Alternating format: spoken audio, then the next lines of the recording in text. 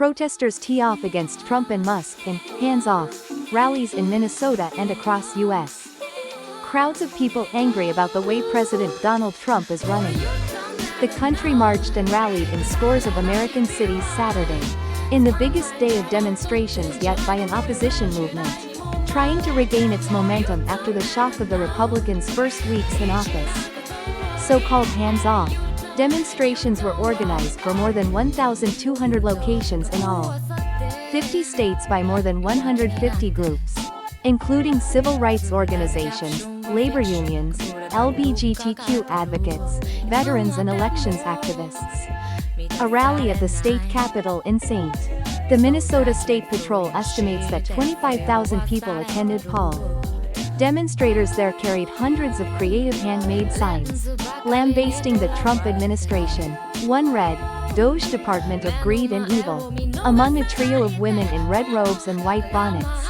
The Handmaid's Tale was supposed to be fiction.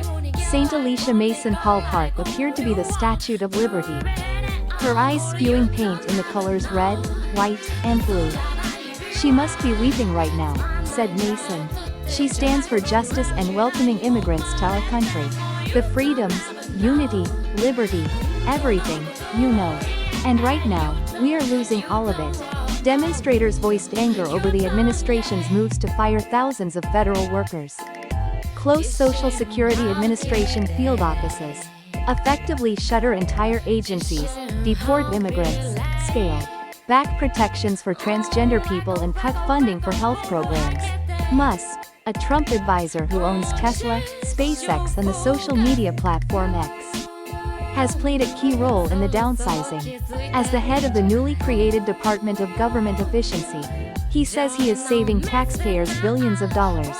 Joy Thomas attended the St. Paul protest with her 16-year-old son, in protest of the dismantling of diversity and equity initiatives. Thomas described herself as a proud black woman and the daughter of civil rights activists, saying her mother marched with Martin Luther King Jr. in Chicago. "Growing up in the 70s, I was always told by my parents that things were getting better, that things would be better. And I can't even describe how disheartening it is to know that my children are going to have to deal with things that I just assumed were never going to be an issue for them." Leor Fleischman moved from Florida to Minnesota with his family a couple years ago to escape anti-transgender bias in that state. Fleischman stated, "It's really nice to know that many people aren't complacent.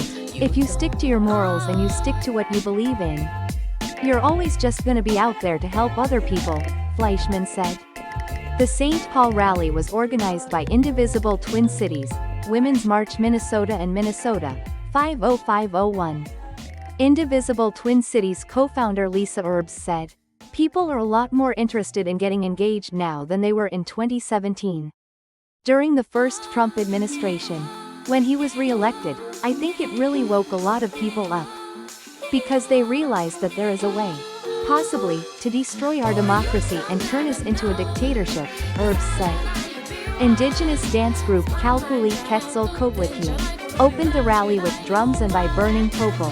"We are here to start out with the medicine for our fight," said Kalkuli leader Susanna de Leon. "We know what it means to fight for hundreds and hundreds of years. 4 years are nothing." Several politicians spoke at the hands-off protest in St.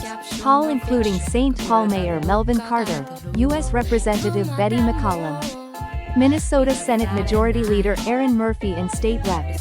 Emma Greenman, flanked by other DFL lawmakers.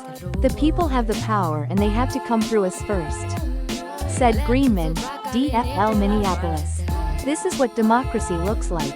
Hundreds of people also demonstrated in Palm Beach Gardens, Florida, a few miles from Trump's golf course in Jupiter, where he spent the morning at the club's Senior Club Championship.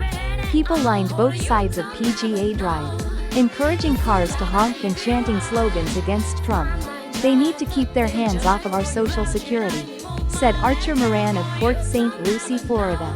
"The list of what they need to keep their hands off of is too long," Moran said.